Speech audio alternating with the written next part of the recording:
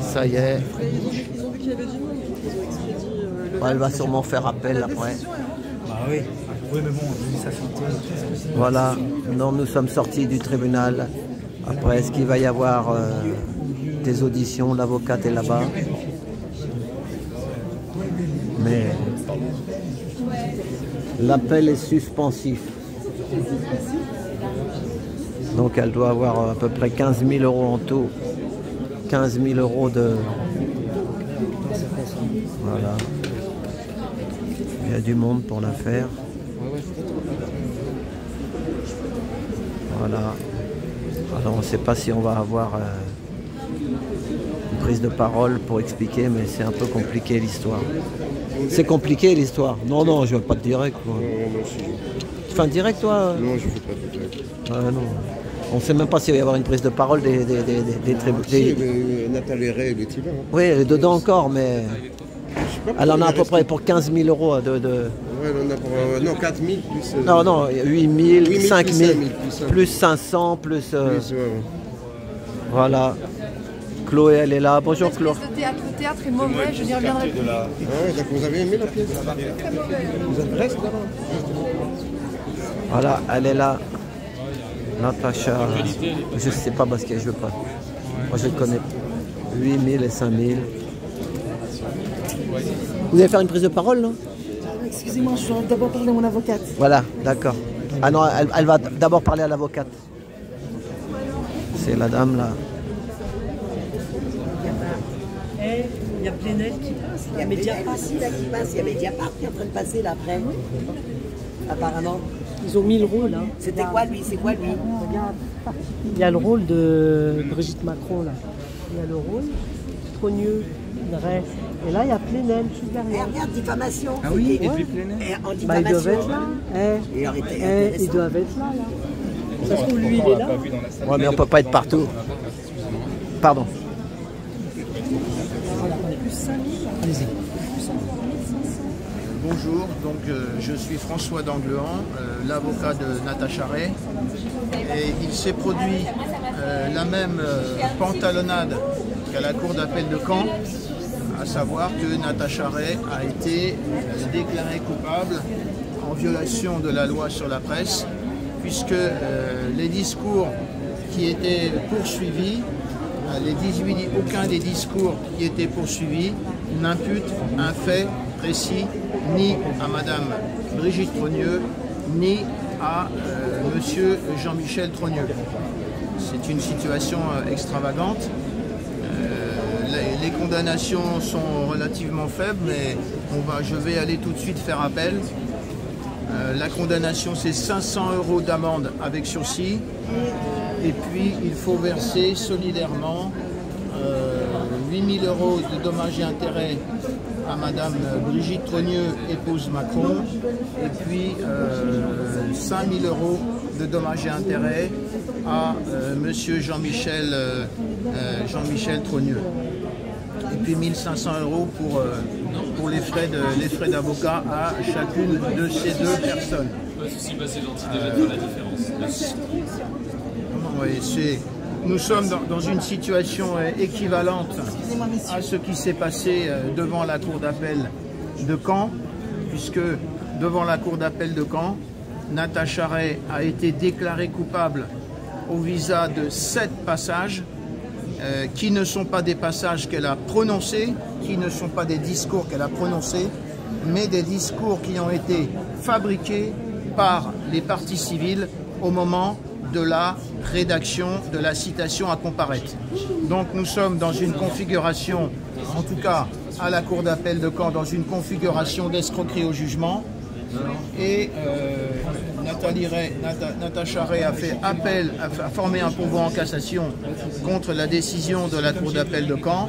L'affaire est pendante devant la cour de cassation et le rapporteur qui s'occupe du dossier, qui s'appelle Madame Florence Merloz, qui, je crois, sauf erreur de ma part, est originaire de Savoie, comme le nouveau Premier ministre Michel Barnier, eh bien, cette conseillère rapporteure a estimé que le pourvoi en cassation doit être jeté à la poubelle, sous prétexte que Natacha Ray n'aurait pas signé son mémoire, ce qui est totalement faux, et sans avoir analysé ses moyens de cassation.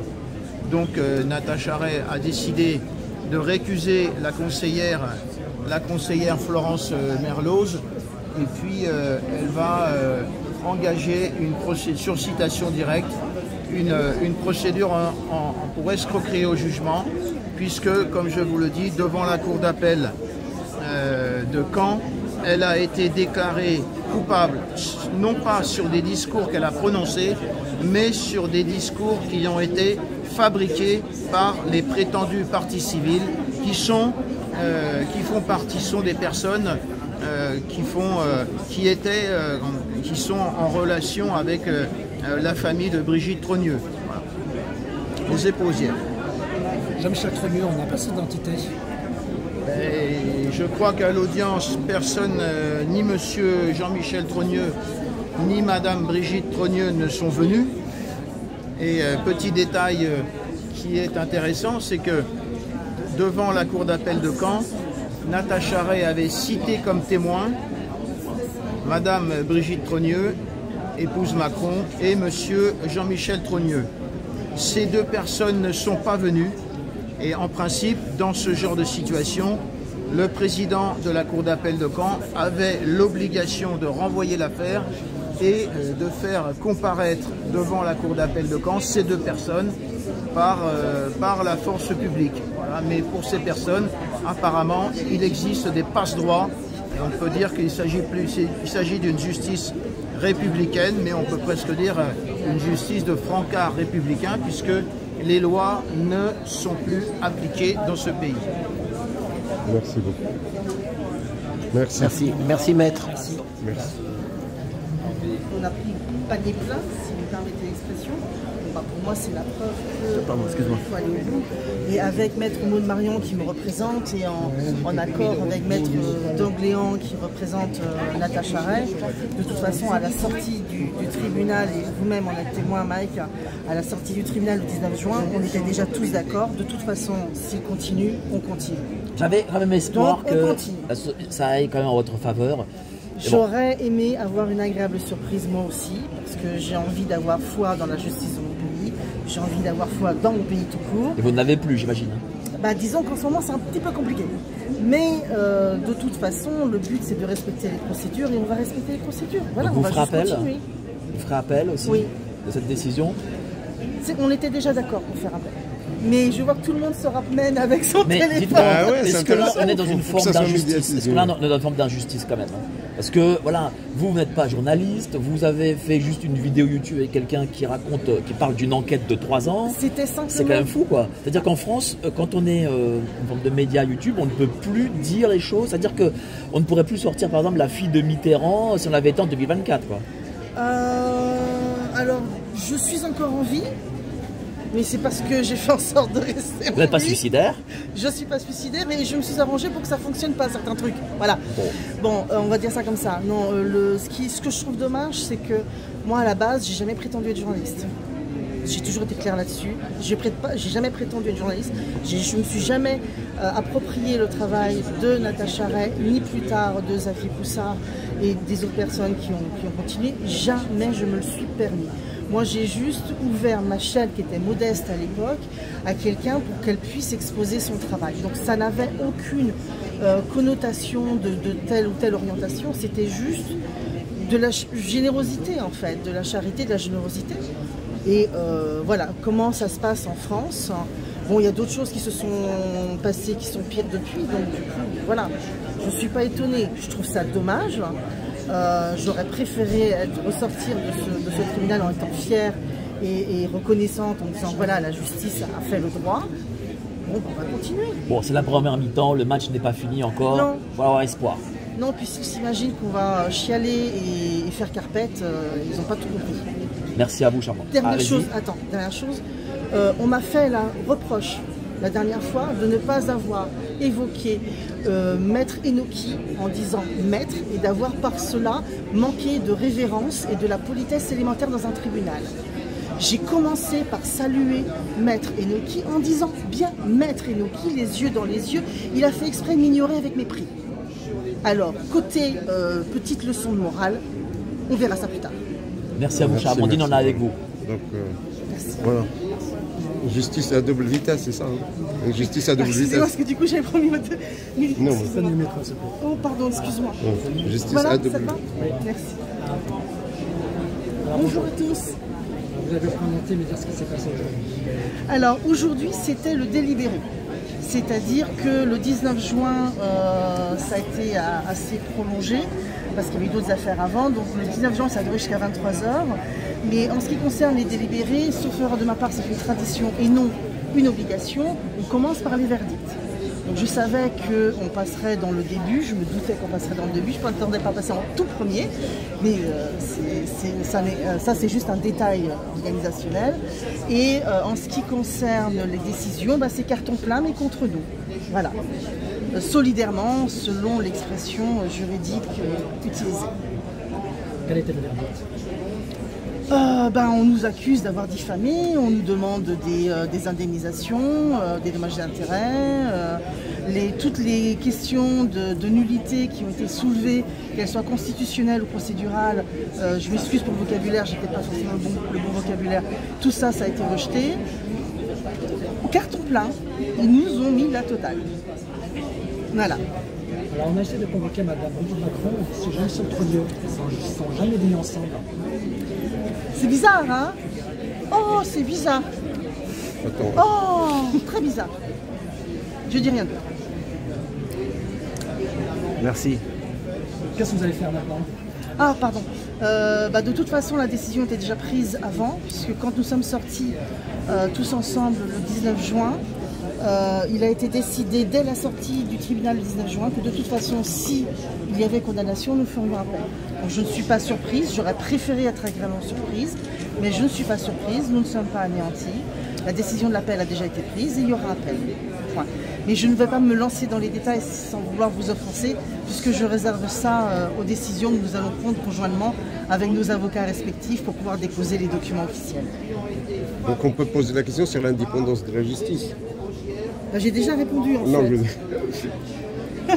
Donc, non, c'est-à-dire que c'est difficile, hein, étant sur un dossier qui est aussi vide, aussi enflé de vide, c'est difficile de ne pas y voir une orientation ou des pressions. Parce que ça peut être aussi quelque chose qui relève de la pression. Donc, je ne vais pas condamner d'avance, moi de mon côté, la justice. Ça peut être une question de pression, mais c'est difficile sur un dossier aussi creux de se retrouver avec une condamnation totale. merci. C'est bon? Merci. Merci. Merci beaucoup. J'ai parlé beaucoup plus que ce que j'avais prévu, monsieur Dame. Hein. Normalement, c'est mon avocate qui va me faire pampan cucu. En tout cas, vous avez du monde qui vous a supporté. Hein. C'est Natacha Ray qui a des soucis de santé. Mais c'est ça. Maintenant, mais je veux dire, faut pas... Oui, mais quand même, c'est intéressant parce que le jugement, non, je ne suis pas d'accord avec vous. Le jugement doit prendre en considération quand même la situation. Mais ça a été soulevé, ça fait partie des choses qu'ils ont rejetées. Ah oui, voilà, ça fait partie des choses qu'ils ont refusé de prendre en considération. Il faut.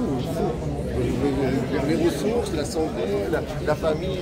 Ça a été précisé, ça a été plaidé. Ils ont rejeté ça aussi. Donc ça répond à, je filme pas, mais ça répond à ma question tout à l'heure. Il n'y a pas d'indépendance. Excusez-moi, Ah ouais, du coup, je vais mettre là-bas. Et à tout le moins, j'espère qu'il ne fera pas partie du prochain gouvernement. Voilà, merci. Vous faites appel de la décision. Ah, bien sûr, on va faire appel de la décision. Nous irons devant la Cour de cassation s'il le faut. Nous formerons des inscriptions de faux. Nous ferons la procédure complète pour que Natacha Ray puisse rentrer dans ses droits. Voilà, en espérant que d'ici là, on puisse rétablir un fonctionnement normal dans cette justice républicaine qui aujourd'hui dysfonctionne complètement. Merci, à bientôt. Merci maître. Procès politique. Ouais, c'est un procès dans lequel les lois ne sont pas appliquées, quoi. On n'applique pas les lois. Voilà. Vous pouvez s'y attendre puisque Natacha Ray a déjà été échaudée devant la cour d'appel de Caen, comme je vous l'ai expliqué, puisqu'elle a été déclarée coupable sur 7 passages qu'elle n'a jamais rendus publics. Ce sont des passages qui ont été fabriqués par les prétendues parties civiles des gens qui font partie de l'ex-famille de Madame Brigitte Trogneux, épouse Macron. C'est un scandale. Est-ce que c'est normal que ces personnes qui portent les plantes ne sont pas présentées sur le procès? C'est la même question à chaque fois. Je ne sais pas, je trouve que les parties civiles, Madame Brigitte Trogneux, épouse Macron, et Monsieur Jean-Michel Trogneux, me semble-t-il, dans une affaire de cette importance, auraient dû être présents à l'audience. Ça n'a pas été le cas. Et juste une observation, lorsque l'affaire est venue devant la cour d'appel de Caen, Natacha Ray avait cité comme témoin donc Madame Brigitte Trogneux, épouse Macron, et puis Monsieur Jean-Michel Trogneux. Ils avaient l'obligation de se présenter à l'audience. Ni l'un ni l'autre ne se sont présentés à l'audience. Et dans ce cas, le président de la cour d'appel, Patrick Picandard, avait l'obligation de renvoyer l'affaire et de les faire venir, le cas échéant, avec le concours de la force publique. Ça n'a pas été le cas. Ces personnes ont eu des passe-droits, voilà, comme d'habitude. Est-ce qu'ils ont l'immunité particulière, ces deux personnes? Ils sont différents de nous? Non, ils n'ont pas d'immunité. Ils n'ont pas d'immunité, absolument. L'épouse n'a pas d'immunité particulière? Il n'y a pas d'immunité particulière, ni la famille. Alors, juste une dernière observation. Il y a quand même on est quand même dans une situation extravagante, puisque les trois juges qui siégeaient, le procureur qui siégeait, ont été désignés par le président de la République. C'est-à-dire désignés pour siéger au tribunal de Paris par le président de la République, c'est-à-dire par le mari de Madame Brigitte Trogneux, épouse Macron, et par le beau-frère de Jean-Michel Trogneux. Bon, c'est une situation extravagante qui ne peut pas exister au Royaume-Uni, qui ne peut pas exister aux États-Unis, qui ne peut pas exister dans un État de droit. J'avais demandé aux juges de se déporter, ils ont refusé. On en est là.